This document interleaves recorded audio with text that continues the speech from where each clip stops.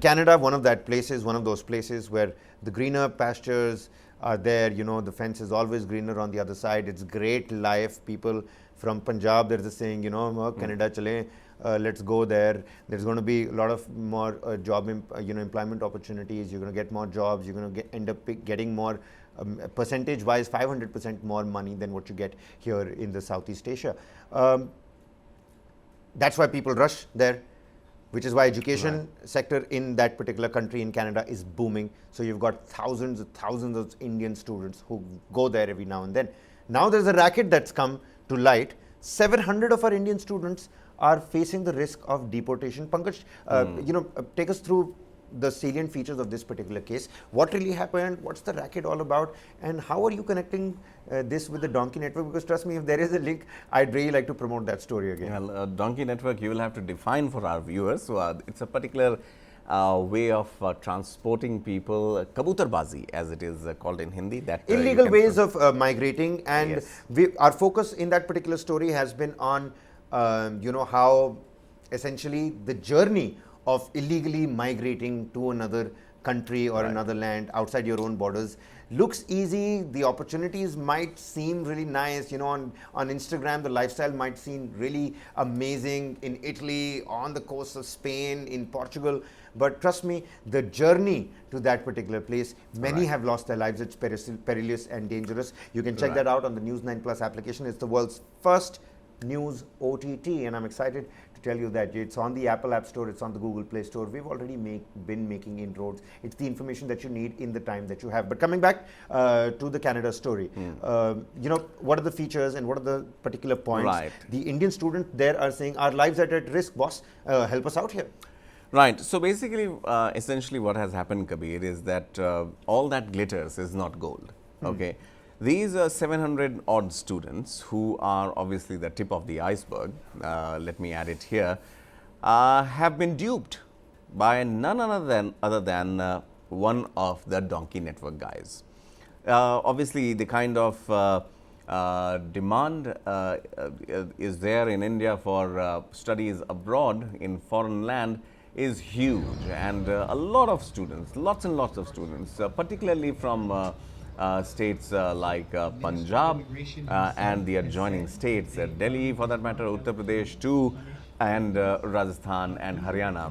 They take the journey, they enroll themselves in foreign universities, mostly in Canada. In this scenario, they get a student visa on which you can go there, but you cannot take a permanent job, but you can work in shifts at some of the places and get paid in cash or in stipend. You can't open a bank account there, I mean, if that is the condition. Now, this particular kabutarbaz, the person who duped them, sent them on wrong visas, the documentation was not okay, the universities where they were enrolled. The Canada Border Services Agency, the CBSA, has recently dispatched deportation notices to approximately, I am reading this off of a copy, 700 Indian students after discovering that their admission offer letters were counterfeit. So the offer letter has also been forged in this case. And that offer letter is from the universities in Canada, which the person who was handling these students in India, they had offered it to them. So basically, he had duped, he had made duplicate copies or counterfeit copies of those offer letters. So what happens is, when the students land there in Canada, they find that there is no university as such, or even if there is a university or college, their name is not there. But the point is, how many of them were actually looking to go there and study? If I am promised a seat in a university through a middleman, through an agent who has a shop or an office in Connaught Place, I will go, I'll pay him the money, I'll get the offer letter, and I'll go to Canada, find the university. If my name is not there, what would my first reaction? I'll call my parents, hey, look, I think my name is not here, there is something wrong with it. Yeah, the guy you paid money back in Connaught Place duped you essentially. Duped you. But that has to be found later. The first thing is that I will respond to it. But if I had an intention of just reaching Canada, and whether or not my name is there in the university, I mean, who cares?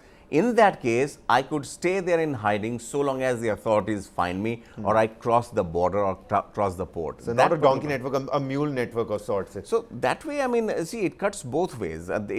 This could be a clear case of duping. This could be a clear case of deliberate attempt to enter Canada. Because, and you know, it's interesting that you pointed that out.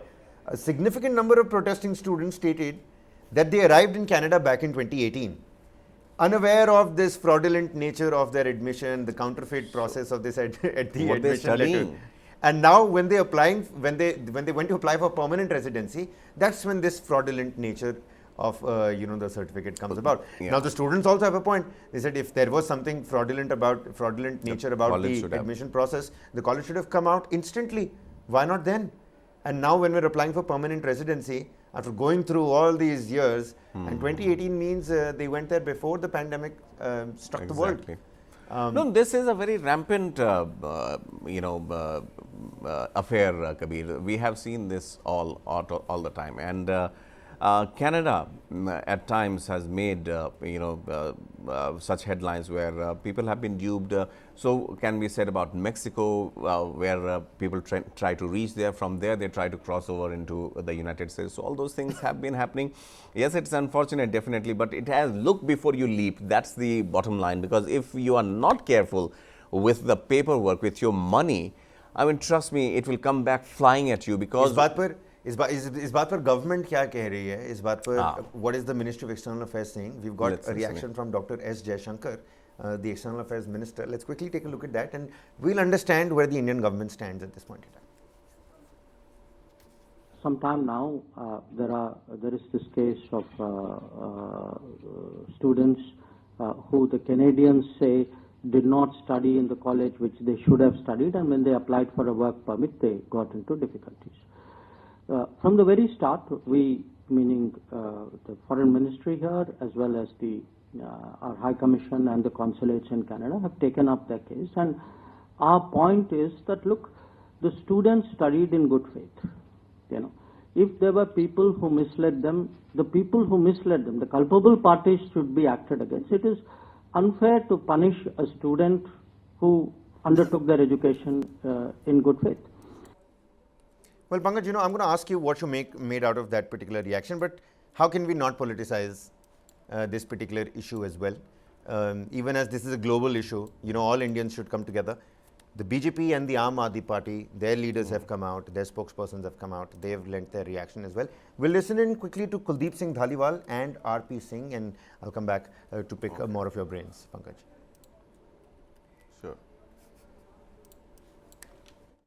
ਅਸੀਂ letter ਵਿਦੇਸ਼ ਮੰਤਰੀ ਜੀ ਨੂੰ ਮੈਂ ਲਿਖੀ, ਇੱਕ ਤਾਂ ਉਹਨਾਂ ਨੂੰ ਮੈਂ ਕਿਹਾ ਕਿ ਕੁਛ ਵੀ ਹੋ ਜੇ, ਕਿਉਂਕਿ ਪੰਜਾਬ ਦੇ ਇਤਿਹਾਸ ਵਿੱਚ ਸਭ ਤੋਂ ਵੱਡਾ ਇਮੀਗ੍ਰੇਸ਼ਨ ਘਟਾਲਾ, ਕੁਛ ਵੀ ਹੋ ਜੇ, ਇਹਨਾਂ ਬੱਚਿਆਂ ਦਾ ਜਿਹੜਾ ਕਿਸੇ ਵੀ ਤਰ੍ਹਾਂ ਇਹ ਡੈਪੂਟੇਸ਼ਨ ਜਿਹੜੀ ਰੋਕੀ ਜਾਵੇ। ਕੇਂਦਰ ਸਰਕਾਰ, ਕਿਉਂਕਿ ਕੇਂਦਰ ਸਰਕਾਰ ਹੀ ਗੱਲ ਕਰ ਸਕਦੀ ਹੈ ਕੈਨੇਡਾ ਦੀ ਸਰਕਾਰ ਨਾਲ, ਕੇਂਦਰ ਸਰਕਾਰ ਪਹਿਲ ਕਦਮੀ ਕਰੇ, ਇਹਨਾਂ ਦੇ ਬੱਚਿਆਂ ਦਾ ਭਵਿੱਖ ਜਿਹੜੇ ਠੱਗ ਇਮੀਗ੍ਰੇਸ਼ਨ ਏਜੰਸੀ ਵਾਲੇ ਆ ਉਹਨਾਂ ਨੇ ਤਬਾਹ ਕਰਤਾ ਵਿਚਾਰਿਆਂ ਦਾ, ਇਹਨਾਂ ਨੂੰ ਬਚਾਇਆ ਜਾਵੇ ਬੱਚਿਆਂ ਨੂੰ। ਔਰ ਮੈਂ ਟਾਈਮ ਵੀ ਮੰਗਿਆ, ਔਰ ਕੱਲ੍ਹ ਮੈਂ ਆਪਣੇ ਮਹਿਕਮੇ ਦੀ NRI ਮਹਿਕਮੇ ਦੀ ਸਾਰੇ ਅਫਸਰਾਂ ਦੀ ਕੱਲ੍ਹ ਮੀਟਿੰਗ ਬੁਲਾਈ ਹੈ ਪੰਜਾਬ ਭਵਨ ਦੇ ਵਿੱਚ। ਉਹਦੇ ਵਿੱਚ ਅਸੀਂ ਪ੍ਰੋਗਰਾਮ ਬਣਾਵਾਂਗੇ ਕਿ ਅਸੀਂ ਇਹਨਾਂ ਬੱਚਿਆਂ ਦੀ, ਇਹਨਾਂ ਦੇ ਮਾਪਿਆਂ ਦੀ ਇੱਥੇ ਕੀ ਮਦਦ ਕਰ ਸਕਦੇ ਹਾਂ ਕਾਨੂੰਨੀ ਤੌਰ 'ਤੇ, ਸਾਰੇ ਪੱਖ ਜਿਹੜੇ ਉਹ ਦੇਖਾਂਗੇ ਆਪਾਂ ਵੀ ਕੀ ਹੋ ਸਕਦਾ। ਸੋ ਅਸੀਂ, ਸਾਡੀ ਸਰਕਾਰ, ਸਰਦਾਰ ਭਗਵੰਤ ਸਿੰਘ ਮਾਨ ਜੀ ਦੀ ਸਰਕਾਰ ਇਹਨਾਂ ਬੱਚਿਆਂ ਦੇ ਨਾਲ ਹੈ, ਇਹਨਾਂ ਬੱਚਿਆਂ ਦੇ ਪਰਿਵਾਰਾਂ ਦੇ ਨਾਲ ਹੈ। ਜੋ ਵੀ ਕਾਨੂੰਨੀ ਤੌਰ 'ਤੇ ਮਦਦ ਅਸੀਂ ਕਰ ਸਕਦੇ ਹੋਏ ਇਹਨਾਂ ਦੀ ਡੈਪੂਟੇਸ਼ਨ ਢੱਕਣ ਲਈ, वो असी हर संभव करें। सेंट्रल ने जो इंटरवेंशन करना करेगा, परंतु धालीवाल साहब को पंजाब में भी चेक करना चाहिए, जो यहाँ से नकली कागज बनाकर यहाँ से लोगों को वहाँ भेजा जा रहा है, उसकी भी चिंता करनी। जिस प्रकार पर यहाँ पर पंजाब में एक एजेंट्स का पूरा जाल और नेटवर्क बन गया है, जो कि बच्चों से पैसे एंड कर उनको नकली कागज बनाकर विदेश भेजेंगे, तो ऐसे होगा ही होगा।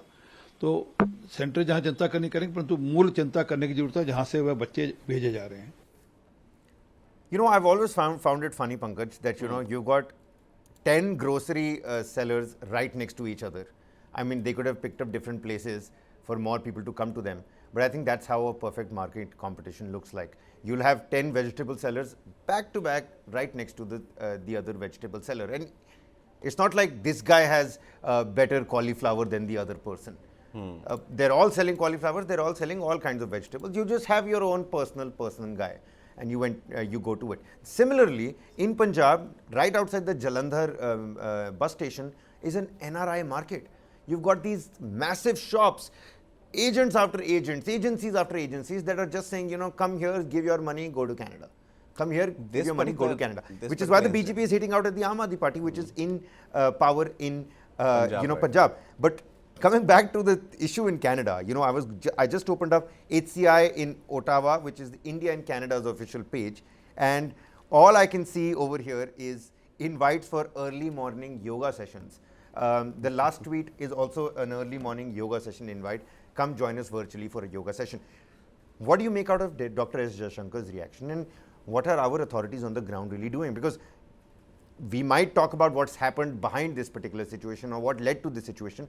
You've got 700 Indian students that have actually gone there. अब वो वहाँ पढ़ाई करने गए थे, नहीं पढ़ाई करने गए थे, that's a totally different thing. But they're there, they need the Indian government's and the Indian administration's help.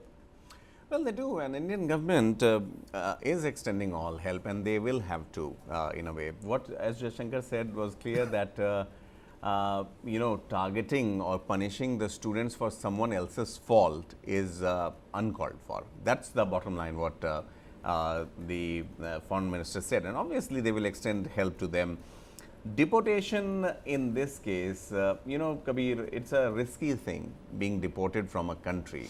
There are different sorts of bans that you follow once you are deported from a particular country, which includes no visit to that particular country for at least 5 years or 10 years or 15 years, depending on the rules and regulations of that country. And secondly, your other travel to other countries also comes under scanner. So that is something which can very easily wreck the future of lots of students. The question here is, when these things, 700, we are not talking about 7 or 70, we are talking about 700 students who have been living there for over 5 years now. It means this is not just a one-off case. First of all, there are experts sending people to Canada in such large numbers. These 700 students just happen to be those who wanted to apply for permanent residency. There are so many who have just arrived there, who haven't even probably gotten caught yet. They haven't gotten caught. Maybe they don't even know that the document that they are on. Well, now that this news is out, I'm sure people would have, asked their parents back at home that, go and check up with the agent. Exactly. Is there something fishy over here? Again, I would say when it comes to staying and settling abroad, there are any limit that people are willing to go to, and any amount of money that they are willing to spend also. And this particular incident that you are talking about, Jalandhar, where there is an NRI market, the reports say that these 700 students actually have one thing in common. All of them had visited that shop in Jalandhar only. In the NRI market? Wow, this in itself, then that means is a case study in itself.